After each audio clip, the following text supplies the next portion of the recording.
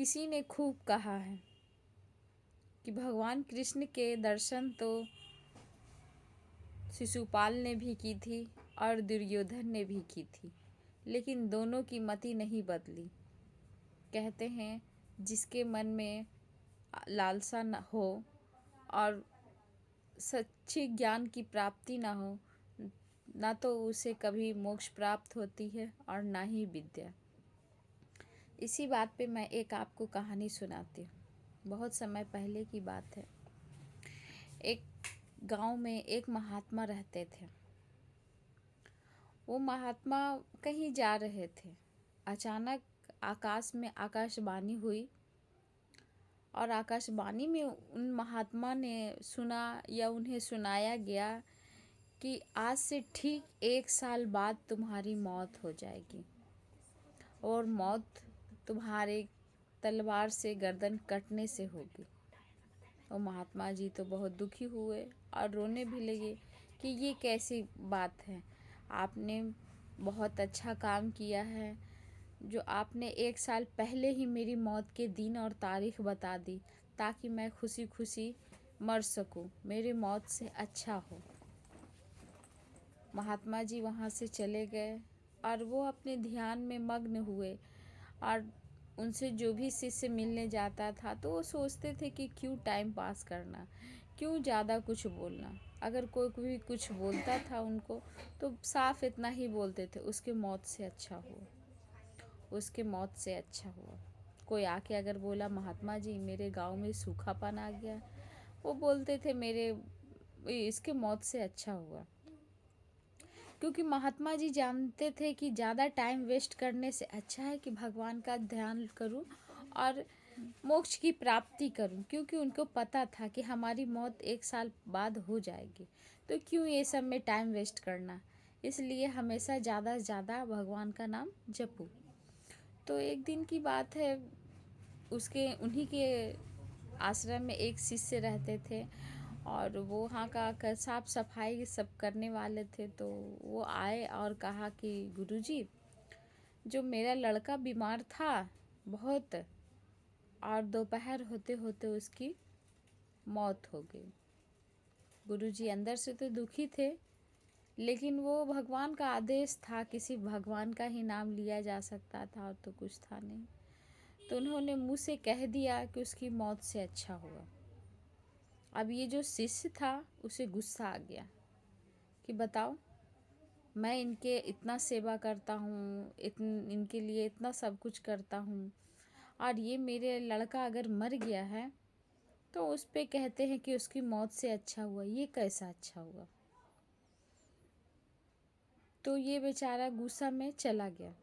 उसने रात में ये सोचा कि सुबह जब महात्मा जी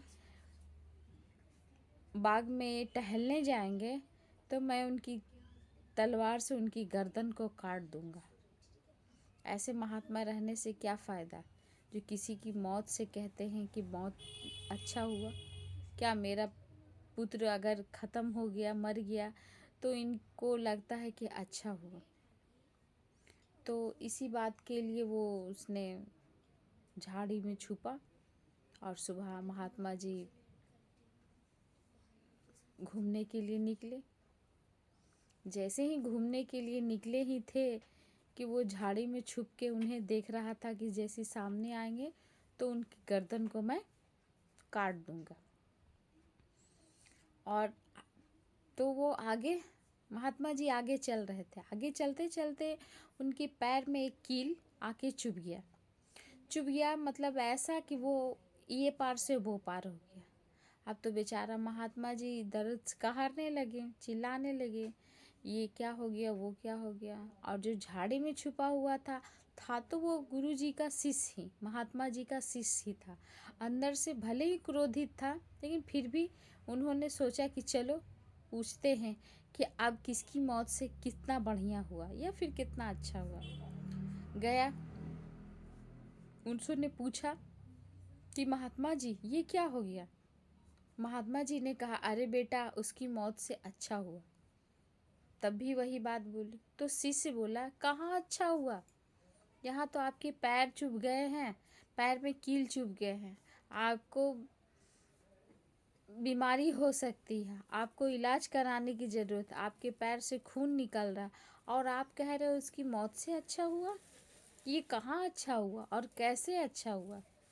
तब महात्मा जी ने कहा कि आज से ठीक 1 साल पहले मुझे आकाश से आकाशवाणी हुई थी, जो गुरुजी ने मुझे, मेरे भगवान ने आदेश दिया था कि तुम्हें आज के ही दिन तुम्हारा सिर तलवार से काट कर अलग कर दिया जाएगा। वो जो शिष्य था वो हैरान हो गया कि गुरुजी ये आपको कैसे पता चला? आपकी गर्दन तो तलवार से मैं ही काटने वाला था और तलवार झाड़ी में भी छुपा हुआ है, ये तो पैर में चुभ गया तो मैं चला आया। तब गुरुजी ने कहा कि नहीं, ये मेरे नाम जपने के और भगवान में लीन होने की कृपा से जो मेरा काल जो था वो मेरे सर पे था, वो काल मेरे पैर पे आके वो टल गया। और तुम्हारी तो उतनी औकात भी नहीं जो तुम मुझे छू सको। ये तुम नहीं थे, तुम्हारे रूप में मेरा काल था जो मुझे सर धड़ से अलग करने आया था और जो भगवान ने मुझे इससे बचा लिया। तो ठीक उसी तरह से आप हमेशा सोचते रहते हैं कल क्या होगा, परसों क्या होगा, उसने क्या कहा, वो क्या बोलेगा, ऐसे क्या कहेगा। तो ये सब चिंता फिक्र से आप दूर हो जाइए और हमेशा आप आराम से सोचिए कि उसकी मौत से अच्छा हुआ, उसकी मौत से अच्छा हुआ। अगर ये आप दिमाग में सोच लीजिएगा तो कभी आपको टेंशन नहीं होगी और आप आराम से ज़िंदगी को काट लीजिएगा, क्योंकि जो होना है वो तो होके ही रहेगा। जब जब जो जो होता है तब तब सो होगा ही। इसलिए हमें चिंता करने की ज़रूरत नहीं, हमारे चिंता करने के लिए वो ऊपर बैठे हुए हैं। अगर ये कहानी आपको अच्छी लगी होगी तो प्लीज़ कमेंट कीजिएगा।